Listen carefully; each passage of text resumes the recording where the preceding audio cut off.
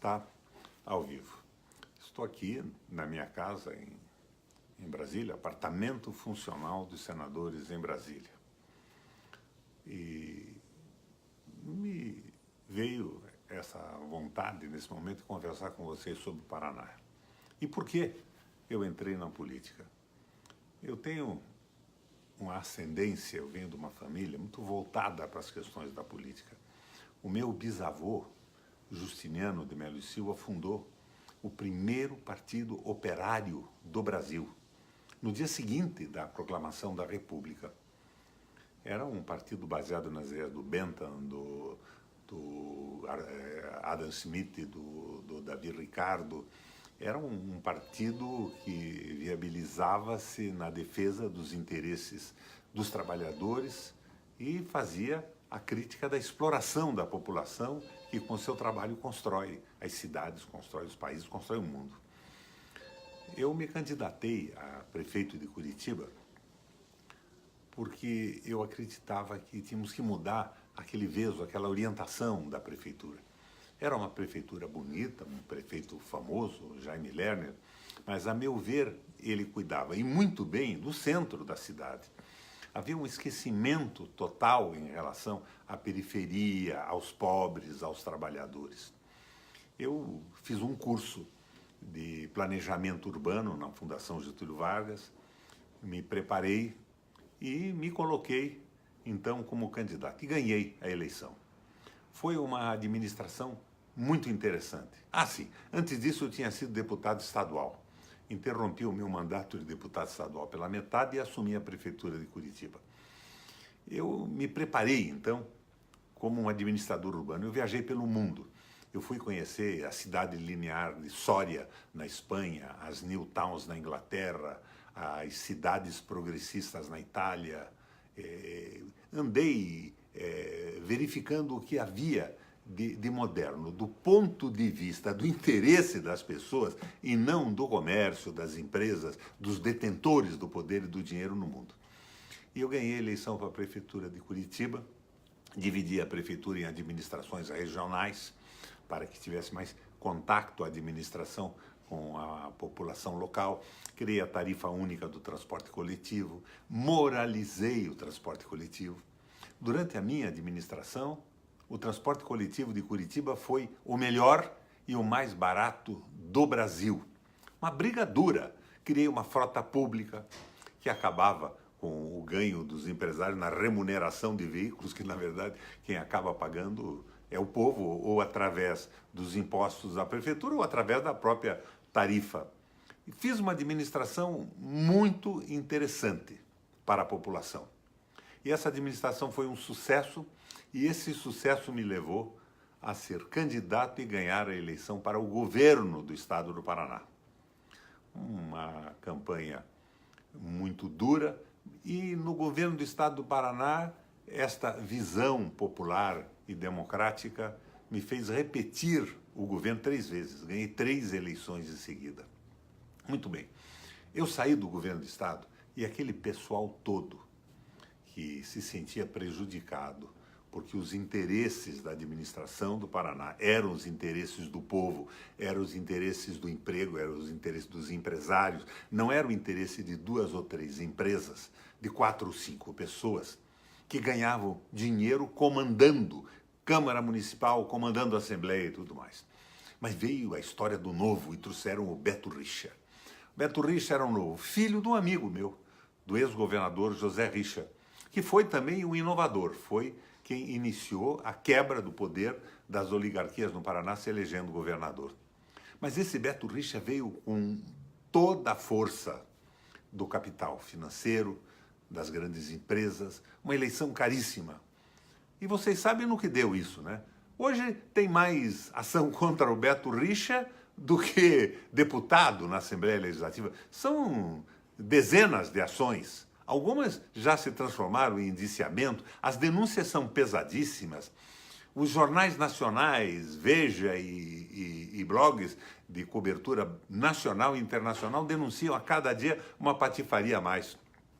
Mas isso tudo foi garantido com a aquisição do apoio de grupos partidários. Um grupo foi o do Ratinho. Ele, com os recursos do pai, de televisão e tudo mais, conseguiu eleger um bom número de deputados. E o outro grupo de deputados foi do PP, do Ricardo Barros, esse que foi ministro da Saúde agora, que colocou a sua mulher como vice do Beto Richa na última eleição. Esses deputados evitaram que as denúncias que surgiam inicialmente se transformassem em comissões parlamentares de inquérito. Eles deram cobertura a tudo. Ao massacre de professores, a escolas pagas e não construídas, deram cobertura a todas essas denúncias. E agora, quando isso explode, que o Beto Richa passa a ser difamado, eu até quando vejo a Globo batendo no Beto Richa, eu fico imaginando, esse rapaz deve ter alguma qualidade, porque a Globo sempre bate do lado que defende os interesses populares. Mas no momento não é o caso. Eu acho que eles querem legitimar as denúncias que fizeram contra os líderes populares, com algumas denúncias com corruptos da direita.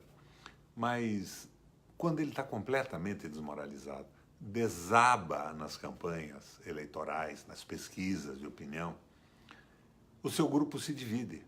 O PP lança a Cida Borghetti, candidato ao governo do Estado. O PP é o partido mais comprometido com corrupção no Brasil. E o pessoal do Ratinho, que deu sustentação a todas as patifarias do governo Beto Richa, se organiza para que o Ratinho seja governador do Paraná. Agora, qual é a proposta, o programa deles? O que é que eles querem fazer com a Copel? Com a Copel, que hoje, a cada dia, surge uma patifaria nova, né? A última que eu vi na internet é que a Copel investia em especulação imobiliária num município do interior de São Paulo. O Beto Richa ganhou a eleição e imediatamente dobrou a participação nos lucros da empresa dos sócios privados. E a tarifa explodiu. Vocês sabem, os paranaenses que estão me vendo sabem o que é a tarifa do Paraná. E eu, quando governador, peguei a Copel quebrada, com um prejuízo, se não me engano, de 340 milhões por ano. E com austeridade na administração e uma equipe de gente séria, passei a ter um lucro de mais de 1 bilhão por ano. Mas eu congelei a tarifa dos paranaenses por 7 anos. Com isso, se eu tivesse aceitado os aumentos propostos pelo Lerner, que me antecedeu, eu teria tirado da nossa economia, das donas de casa, dos botequins da esquina, das despesas domésticas, 4 bilhões de reais. Eu deixei esse dinheiro circulando na economia. Eu criei um imposto diferenciado para pequenas empresas. Microempresa não pagava nada. As pequenas, cerca de 2,5%. Fazendo esse dinheiro rolar, dando empregos.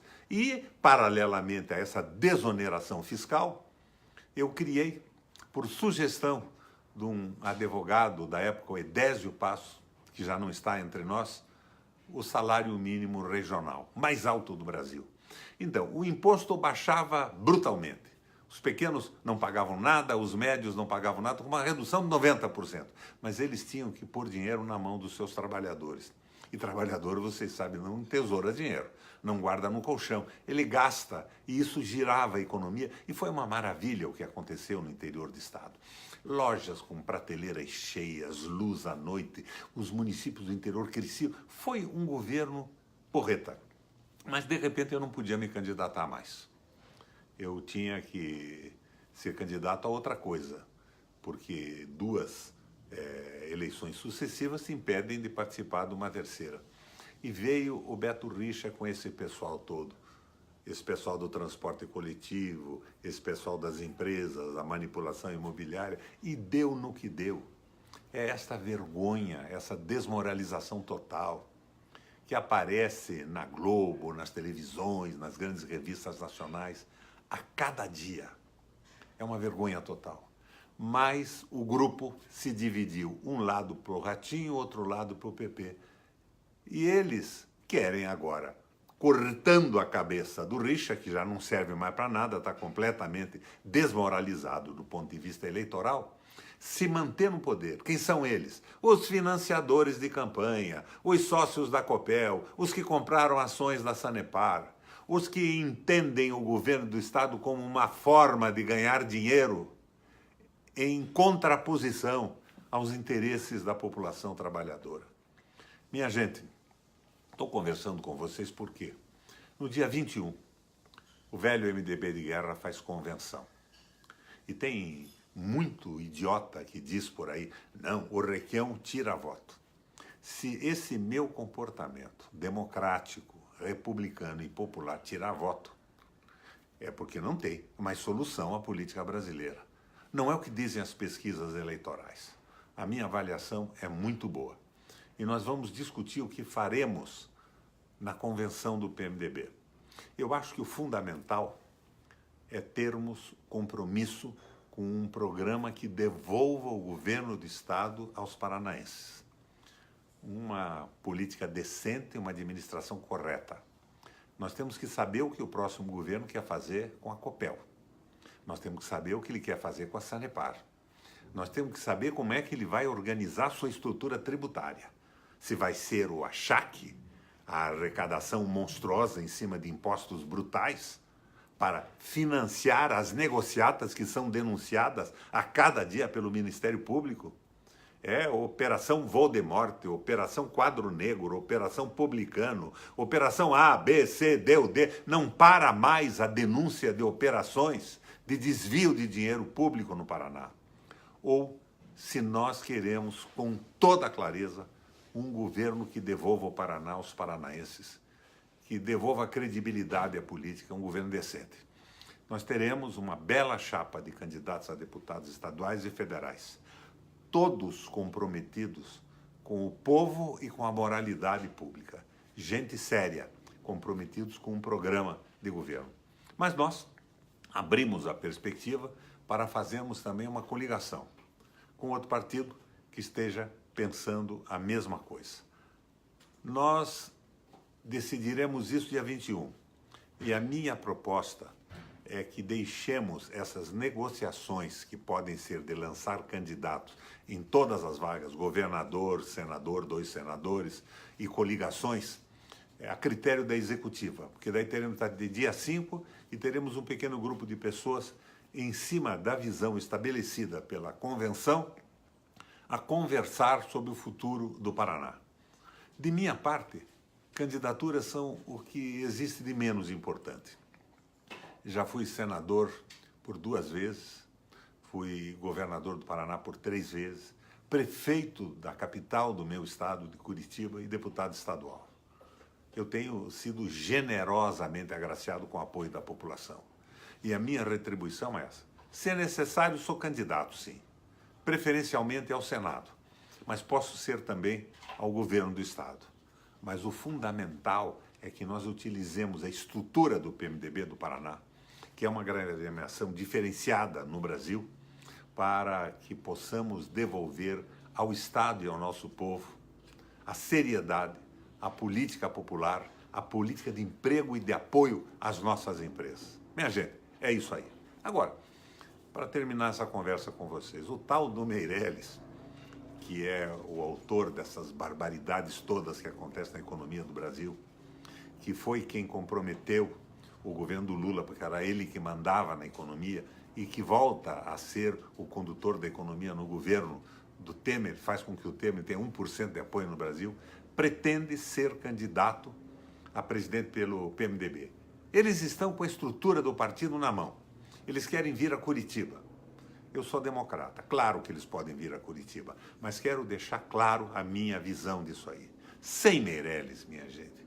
O Meirelles é um handicap. O Meirelles é um peso negativo que leva o PMDB para o fundo. Quem é que vai acreditar que o nosso PMDB do Paraná é diferenciado, é sério, é correto?